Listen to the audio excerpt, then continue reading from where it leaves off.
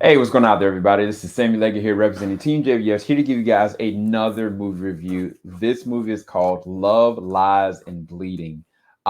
This was directed by Rose Glass, and the premise of it is Lou, that's played by Kirsten Stewart, is a reclusive gym manager who falls hard for Jackie, played by Katie O'Brien, an ambitious bodybuilder who's heading to Las Vegas to pursue her dream.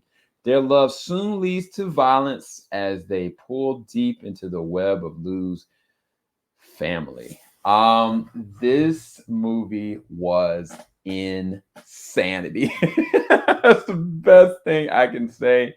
Um, there's so many different facets to this movie that I found so engaging. I'll just tell you off rip, I thought this was phenomenal. I thought this was a really well made film on different levels, but it's not for everybody. It is very hyper violent, a lot of drug uses, a lot of nudity and sexual explicit things, like double down on violence for certain things. But I'm gonna just start with first off the cast. I know Kirsten Stewart isn't in this, but the cast freaking nails it. I'm gonna first talk about Katie. Katie, I think she had her one of her debuts, like her breakout was definitely in The Walking Dead. Of course, she's been in The Mandalorian. She's been in some of everything recently. I think she's recently in a Marvel movie.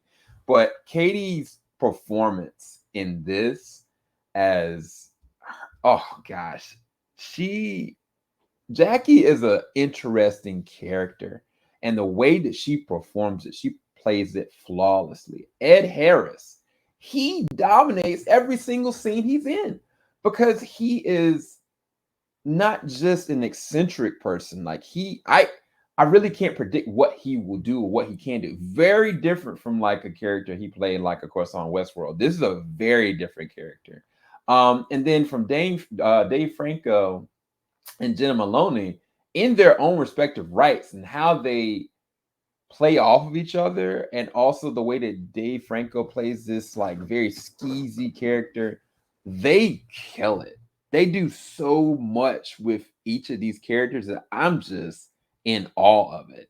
And I think that some of the things that they do with even like the scene transitions, like there are certain shots that feel like a fever dream. You don't know whether it is past, present, or if it's literally just a dream. It's up for your interpretation.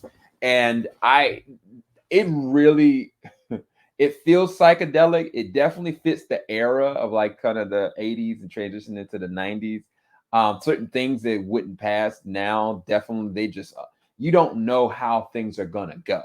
And I really love that. And so they capitalize and dumb that down with the way that they handle certain shots in this movie. I think that they do a great job with transition shots and imagery specifically. And it adds to the performances for each character that's involved in how they orchestrate some of the things they do. I'm trying to be as non-spoiler as I possibly can. And then the lady of the hour, Kristen Stewart, her role as Lou is so multidimensional. And I think that she's perfectly cast for this because she's got so much range that she can easily go off tilt or she can play reserved. And when you start off with Lou reserved, it's such an interesting role because it feels like this is like somebody that you would know. Like it feels like either it could be you, like you're stuck in a small town and you're working at a place you don't care for. You're in relationships you don't really care for, and you're just kind of going through the motions, and you see somebody that kind of takes you and lifts you somewhere else.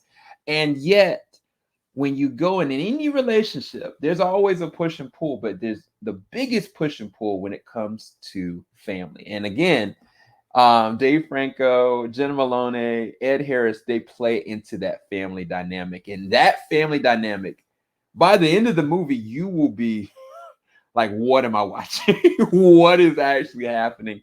And yet you still don't really uncover the veil of who she really is until after certain progressions of the story happen. The other huge weight of this movie um, is Katie and Kirsten's relationship.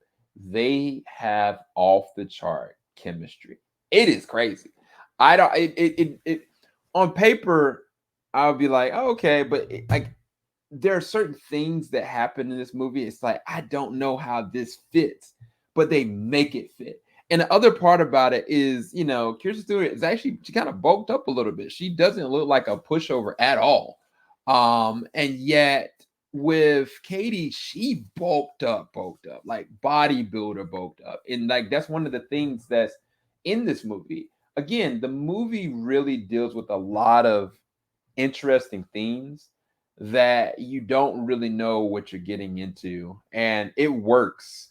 It's just crazy. It really works in a very interesting way. But again, their chemistry and the way that they love, the way that they survive, the way that they relate to people is so fascinating as the movie progresses, because there's an element in here that during that time, I can only imagine. This feels like I can believe this actually happened. Like this feels like somebody's actual story, but it's just so crazy and fantastical that there's no way. But again, I give credit to Katie and Kirsten in their chemistry and their performances together. Every scene that they're in, they nail it. Even the score, the soundtrack and the score fits really well for the era and the times with this. But again, I've talked about the way that the characters are done. I've talked about how well they act in them. I talked about the scene progressions. But Glass does an interesting job with this story.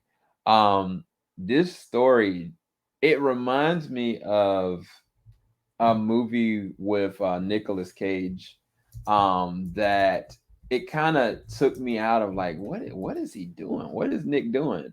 But he played it so well. And I think that because it's kind of like this fish out of water kind of situation that you don't, it's so unprecedented, it's so crazy, you don't know what's going to happen.